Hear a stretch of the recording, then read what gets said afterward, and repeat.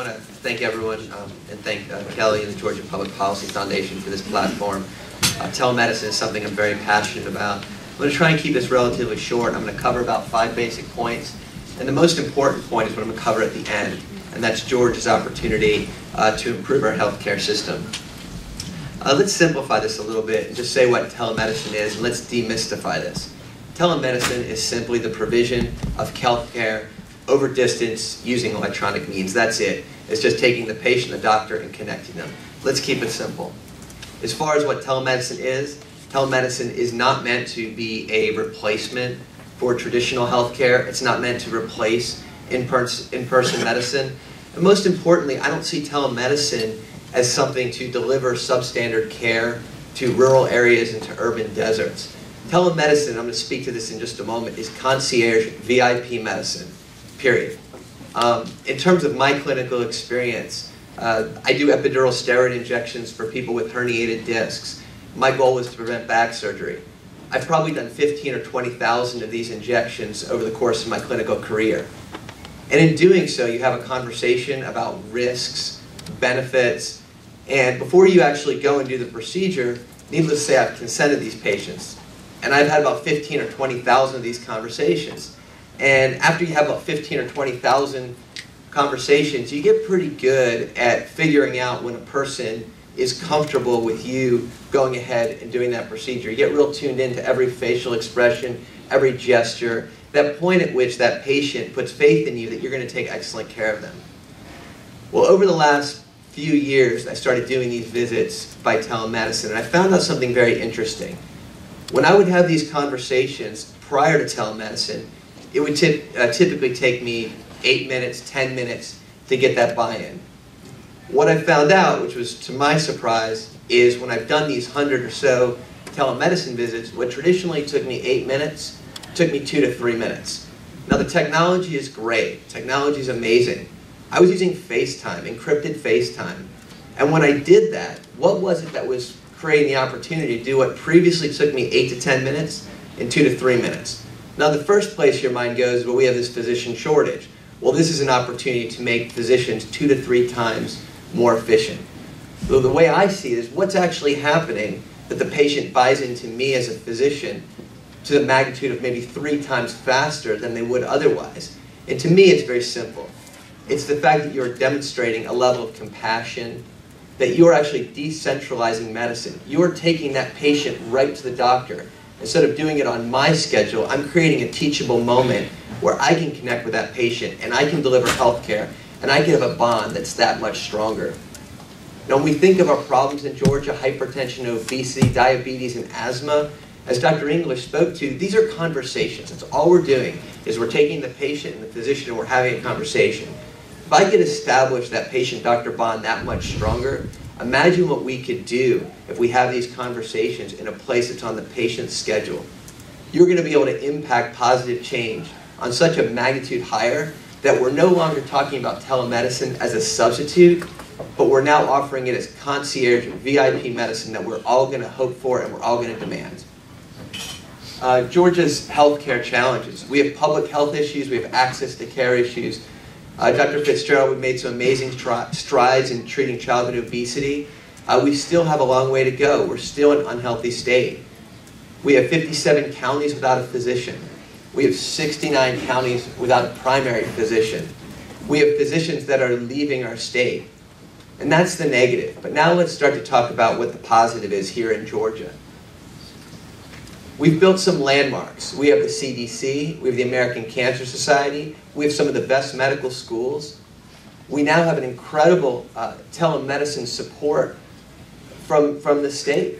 We have an incredible health information technology system. So let's take all that and let's think about what our opportunities are. Let's now look to California, what they've done in technology. They've created the Silicon Valley in technology, and they now export all of technology to the rest of the world. We can do that here in Georgia, and when you compare the global market size for technology to healthcare, it's not even close. Healthcare is 17% of our GDP, and it's growing. Telehealth is a $6 billion industry. We're not just talking about here in the United States, we're talking about the global economy, and the same people in India, China, Brazil, Russia, they're all going to demand the same high quality care that we demand here in the United States.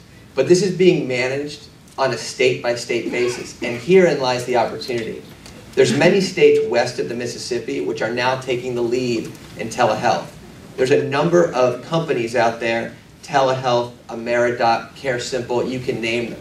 A friend of mine just emailed me last night and said Teladoc, is now on insurance plans. So this is coming, this is here. We can pretend that we can put up regulations and barriers to protect ourselves from whatever fear we may have with telehealth. What we're going to do is we're going to find Georgia is going to fall behind, because one of these states is going to innovate and incubate the next Facebook of healthcare. And I hope that happens here in Georgia, and we have that opportunity, but we need to create the right free market conditions. We're doing some amazing things in the public health sector, but we now need to start doing these things in the free market sector.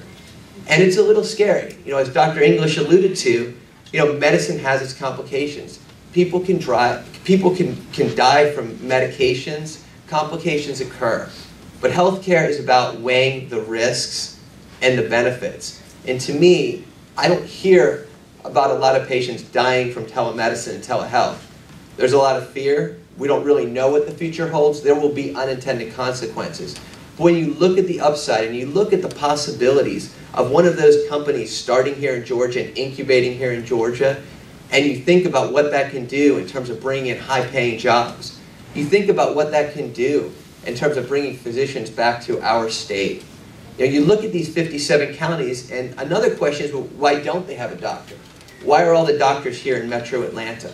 Well, it's fairly clear that there's not a dense enough population in those areas to support a physician.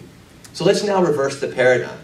Imagine if we attract a physician from another state rather than losing one of our well-trained physicians. Imagine if we place that physician in one of these rural areas that otherwise could not support a traditional medical practice.